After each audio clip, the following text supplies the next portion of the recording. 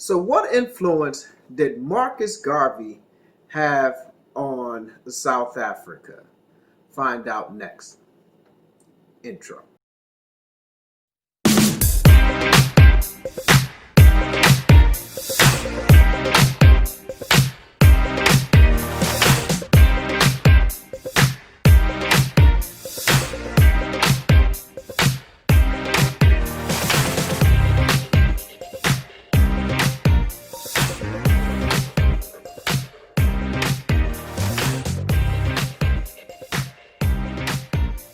All right, family, welcome back to our channel. I am Asad. And I'm Adrian. And today we have a very special show for you. Make sure you guys like, comment, and subscribe, as well as hit the little notifications bell so you know when we drop new videos. And if you guys get an opportunity, please share this video with your family and friends on your other social media. We're trying to get our subscribers up to about 500 subscribers, and I know we can do it, and we appreciate your support. So today, we're going to talk about a very interesting history and a connection between Marcus Garvey and South Africa. Very interesting. So for those of you who do not know who Marcus Garvey is, he is considered by many to be the father of the Back to Africa movement. He's a man of West Indian descent, Jamaican descent, Jamaica. who moved to the United States and started the Universal Negro Improvement Association. Yes, so Marcus Garvey is, his organization, the UNIA, Universal Negro Improvement Association, is in many ways the forerunner to a lot of the black nationalist organizations that we have in the United States, such as the Nation of Islam. Right. Marcus Garvey, his membership, they said, at one time reached into the millions. Now, yeah, there's no... weren't Malcolm X's parents? Malcolm X's parents Garveyites? were Garveyites. And following Marcus Garvey, you became a Garveyite. And now in 2020, the term is Garveyism. Mm-hmm. So there's a philosophy that spring from the teachings of Marcus Garvey. So that's Garveyism. And Marcus Garvey's teachings were very unique for someone in a post-World War I United States of America. Mm-hmm. So in order to understand and contextualize Marcus Garvey's teachings, we have to bring ourselves back to 1921. And in particular, we have to bring ourselves back to the Black church. So by most accounts, Marcus Garvey was not a religious man, and the UNIA was not a religious organization. But Marcus Garvey recognized the importance of religion, in particular Christianity, in the life of most Black Americans. While the UNIA had many endeavors, including businesses, like he bought boats and ships to take people back to Africa, as well as newspapers, as well as even they had a parade that would march down 125th Street in Harlem. And they had all these UNIA members with their regalia on, and they had an army, right? So UNIA was a multifaceted organization. But where the connection that we want to talk about today is Marcus Garvey's re-envisioning of Christianity. I unequivocally rejected the racist assumption of much white American Christianity, namely that God had created the black man inferior and that he had intended Negroes to be a servant class, hewers of wood and drawers of water. Well, I predicated my view of man on the doctrine of Imago Dei. All men, regardless of color, are created in the image of God. Now, from this premise followed the equality of all men and the brotherhood of all men. The biblical injunction of Acts 17:26 reminds us that he created of one blood all nations of men that dwell on the face of the earth. I was most interested in brotherhood within his own race, because if Negroes are created in God's image and Negroes are black, then God must in some sense be black.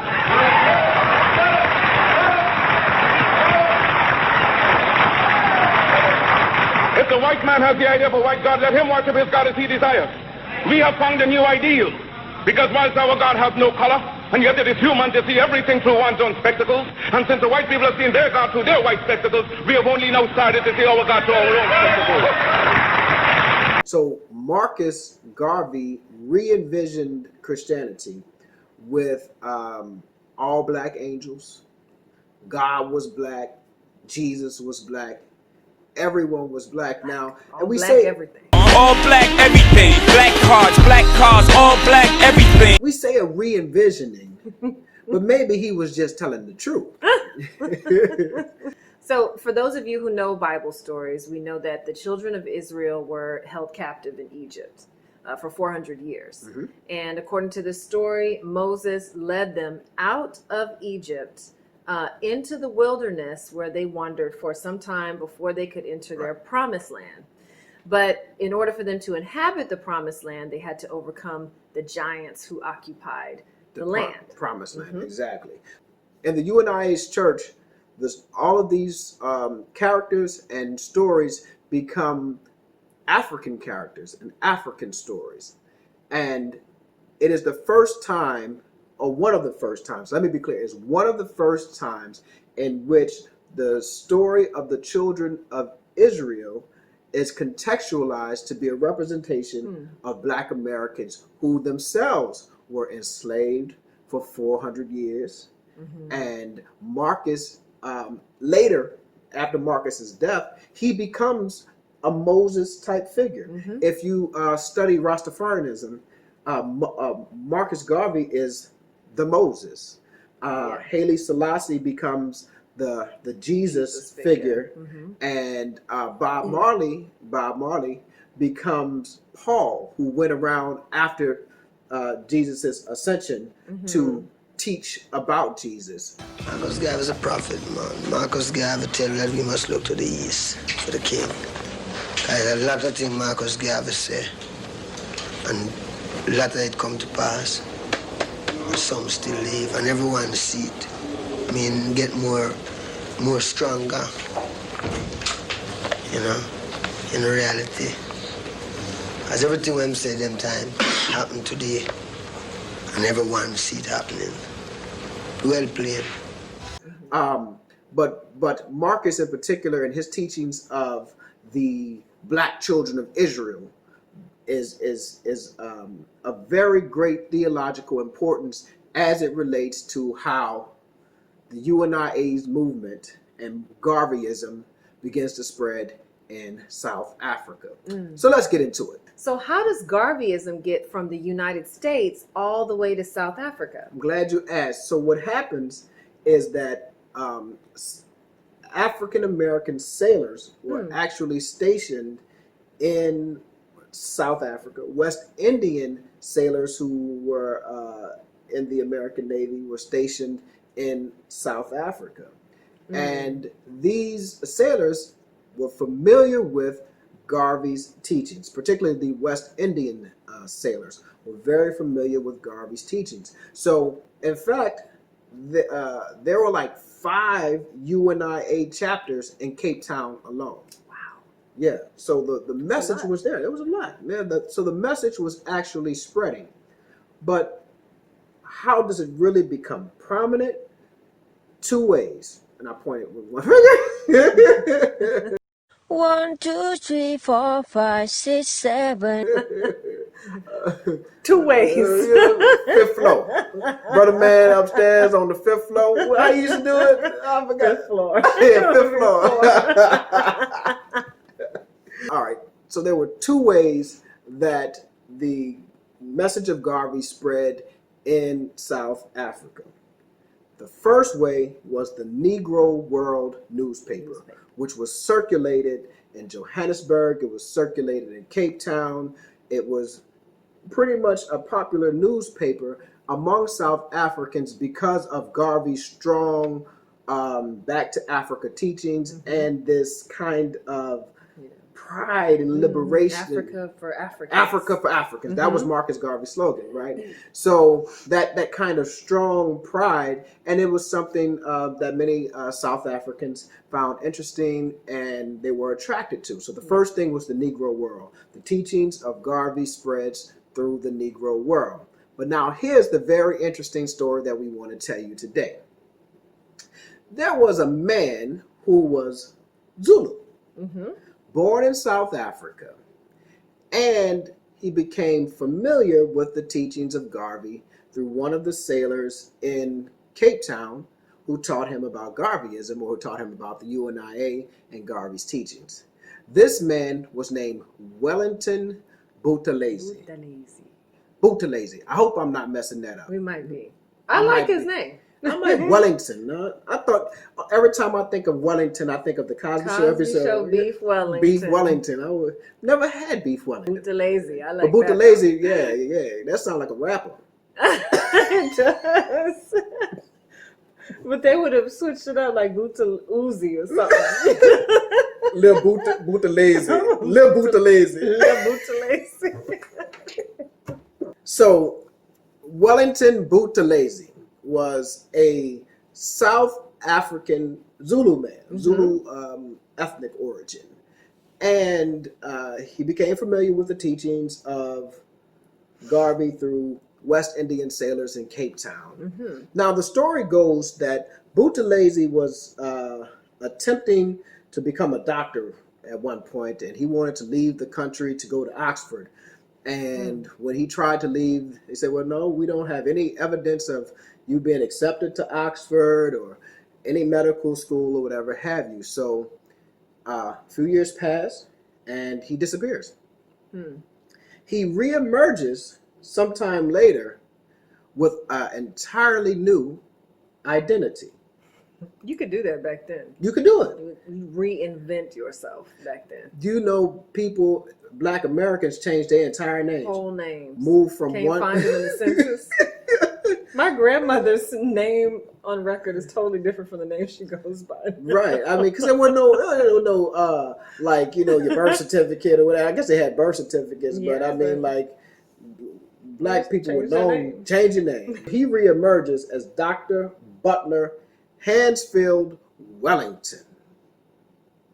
Whole new name. Whole new name. Whole new name. Whole new title. And watch this. No longer was he born in South Africa. No longer was he Zulu. He was now born in the United States, either Chicago in one story, and then another story he said he was born in New York. And then yet again another story he said he was born in Liberia. So he reemerges as Dr. So his accent must have changed or something for people to believe that he wasn't Zulu. Well, imagine He this. was born elsewhere. True. But what if the majority of people, and as we get into his story, you'll find that he preached to a lot of rural people. So if a lot of rural people were not necessarily familiar with an American accent and assumed that all English accents, English speakers, Anglophones speak the same, then it may not have been that big of a deal. So if you remember at this time, Garveyism or the ideas of Garveyism were really popular in the city centers like Johannesburg. And the popularity of these ideals were spreading into rural areas very quickly by means of transient workers, people who were traveling between these city centers and, you know, sharing the knowledge that they'd gained in the city centers to rural communities. And that's where Dr. Wellington comes in. So Dr. Wellington initially starts off in the city centers teaching and preaching Garveyism and the teachings of the UNIA. But he finds his most receptive audience in the rural areas, particularly in a place called Transkei. I think I'm saying that right, Transkei. And so prior to Wellington, Dr. Wellington, at this point, getting there were a series of resistance movements in Transkei. They were resisting the taxes that were being imposed by the Europeans. They were resisting cattle dipping, as well as the erosion of traditional tribal authority. So this area was ripe for a teaching similar to what Wellington was about to bring. So when Wellington gets there, he begins to teach a re-envisioned and a recontextualized version of even Marcus Garvey's Christianity story. So now check this out. At that time, many South Africans believed that America, the United States, was actually a black land, meaning black people controlled America. And that's funny as hell. They only knew back then. We don't control That would have Jack. dashed their dreams to see us post World War One. They would have been like, "What?" Yeah, I mean, but when I first read this in my research, I was like, wow, how could they believe that? Then I thought a moment. I said to myself, it is strange, even in 2020, when you talk to Black Americans, many who are college educated, and they still think that Africa is like the pictures of Ethiopian children with flies. And let me tell you a true story. I remember the very first time I was going to Africa. I was going to meet you in Tanzania, and I was telling people, hey, I'm on my way to Africa. We had just gotten married. 2009. And I was telling people that I was going to Africa, and I was talking to people who were university graduates, Negroes who were intelligent and had degrees, and they asked me stuff like, "You going over there and eat monkey meat?" I was just shocked and confused, And they asked me, well, when you get to Africa, where you going to use the bathroom? This is in 2009. So That's sad. it's sad. It's sad that these folks are educated and still had these images in their head. So going back to 1921 and rural South Africans believe it's not hard to understand. It's not hard. If you've never been exposed. If you've never been exposed. If you don't know, you don't know. So any story that you may have, whether ahistorical or not, you believe. Right. Yeah. So anyway, so at this time, these rural South Africans actually believed that America was a Black nation. Now, this is where Garvey's reimagining or reimaging of Christianity comes into place, right? Remember, we said the children of Israel were in bondage in Egypt. They left out of Egypt and they took over the promised land. And that story became equated with the Black American experience of being in bondage in the United States and leaving out of the United States and taking over Africa, right? Going back to Africa. Marcus Garvey had the Back to Africa movement, right? So this strange mixture of these different theologies and ideologies begin to form, and Wellington is teaching that Black Americans, right, who play the children of Israel role in this theology, Black Americans are going to leave out of America and come into South Africa in particular with airplanes and liberate South Africa from the giants who at that time were the Europeans. That was the crux of Wellington's theology, of his teachings. He taught that Black Americans were going to leave out of the United States and go into South Africa and liberate Black South Africans from Europeans. Brothers and sisters in South Africa, if we could, we would. But we was in bondage ourselves. We in bondage right now. If you want to know the truth, look at that wealth gap. Look at that income gap. Look at them incarceration rates. That might be another show. The health disparities. Okay, we'll get into that another show. Yeah. But so that was the crux of Wellington's teaching.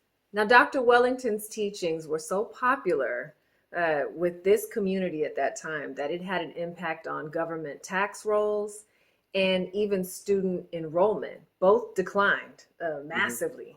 People stopped paying their taxes so that they could pay for membership into the UNIA, and their children, they stopped enrolling their children in government schools there and instead enrolled them in schools that Dr. Wellington set up, because he was setting up schools everywhere. Right. And these schools were not like massive buildings or anything. Some of these schools were a tree. Under a tree. So, but people were so attracted to the teachings of Garveyism, which was, Wellington was ultimately teaching Garveyism, and this teaching of the liberation of Black South Africans by Black Americans in the airport, that they took their children out of government schools and put them in Wellington schools, and some government schools nearly closed because of low enrollment. So why did his teachings resonate in this area? Again, he was in an area that already had a history of resistance movements against the Europeans. And Dr. Wellington, part of his teachings were stop paying your taxes, which was part of the resistance movement that existed prior to him starting his teachings. Self-governance. Right. Self-governance. Also, stop dipping your cattle, because when they were dipping their cattle, they actually had to pay a fee to have their cattle dipped. So Wellington was, he preached stop dipping your cattle. So this area had already had these ideas present. Wellington only came and infused the teachings of Garveyism, teachings of Garvey, as well as this new contextualized Garveyism with the Black Americans coming in airplanes. And this was extremely, extremely popular. Wellington literally had thousands and thousands and thousands of followers who paid membership to his UNIA organization, Wellington's version of the UNIA organization, and got pins, the UNIA pins, right? And this teaching resonated with so many people. But unlike in the United States, where Black leaders like Garvey or Malcolm or some of the real revolutionary-minded, militant-minded leaders ended either in jail or by assassination, Wellington's fate didn't end that way. And the straw that actually broke the camel's back was not the radical teachings. It was not the Garveyism. It was telling people not to pay their taxes. Follow the money. Follow the money, He told them not to pay their taxes, which eventually got him expelled from Transky. And that didn't stop his teachings, nor did it really stop the movement. It significantly slowed the movement, but he still continued to teach. I believe he ended up in Cape Town. And he still continued to teach, never with the same impact in terms of numbers that he had before. What's so powerful about this story with Dr. Wellington is that you really never know what an idea will produce down the line. Right. And so there could have been thousands of Dr. Wellingtons, people sharing these teachings. And we know what these teachings have led to here in the United States. Right. But there it could have been some of the precursor to eventually the apartheid movement. Anti-apartheid movement. Right. So, it's really powerful. The Garvey's teachings went worldwide, and we're just learning just how much it produced over time. And no, I'm not sure whether Marcus Garvey even understood how his teachings would be recontextualized in different areas of the world to fit a certain narrative, right? Because Garvey's teachings in Jamaica fit a certain narrative, fit a certain culture, and there's certain aspects of his teachings that they cling on to a lot harder than we cling on to in the United States. And it's certain, like the entrepreneurship, right? The entrepreneurship and the teachings of entrepreneurship by Garvey, and Black people own your own stuff and have your own businesses. When we hear Black people in 2020 say that, that's Garveyism, whether they know it or not, right? See, that's Garveyism. When right now, when we look, you go to YouTube and these different social media platforms, you have a lot of people saying we're going back to Africa. They may not in any way connect what they want to do to Garvey. But Garvey is not necessarily the first. There's people like Edward Blyden, but Garvey was definitely the biggest, right? Who promoted the idea of Africa for the Africans and African Americans returning to Africa. So when people in 2020 are saying, "Hey, we're moving to Ghana," "Hey, we're moving to South Africa," "Hey, we're moving to Tanzania," whether they want to know it or not, they have connected themselves to Garveyism. So you're absolutely right. What effects did what are the modern effects of Dr. Wellington and Marcus Garvey? It's really hard to gauge, but the idea was planted. Now, Wellington is mostly viewed by those who are familiar with him as a charlatan. as, you know, a liar who created these fanciful stories, or whatever have you. However, just as we looked at people must understand that Marcus Garvey was also demeaned by certain Negro leaders, right? W.E.B. Du Bois did not like Marcus Garvey. They had problems with each other. Yeah. There were certain people who deemed Marcus Garvey's ideas as too radical or even unattainable. You're going to take black people back to Africa, right? So in the immediate years following Garvey's death, and maybe even 50 years after Garvey's death, he was not viewed favorably by those who considered themselves serious political scientists or serious black historians, or not historians, but social scientists, right? Intellectuals. But his legacy lives on through the Nation of Islam. Malcolm X. His legacy lives on through a lot of reggae music. Definitely a lot of reggae music, right? But but there is so much of his legacy that lives on in parts of his ideology that Black Americans have adapted without even knowing they've adapted it. They've adapted it from Marcus. Yep. So the immediate effects or the present effects of Wellington, it's complicated. Right. It's complicated. However, it's quite an amazing story to see how Marcus Garvey's teachings influenced Black South Africans, how Dr. Wellington created these wonderful stories. So anyway, I hope you guys enjoyed this show. This was a quick one. We'll be back soon with a new video in about 2 or 3 days. And make sure you guys like, comment, subscribe, hit the notifications button. And anything else you want to add? Thanks for tuning in. All right, that's it. Outro.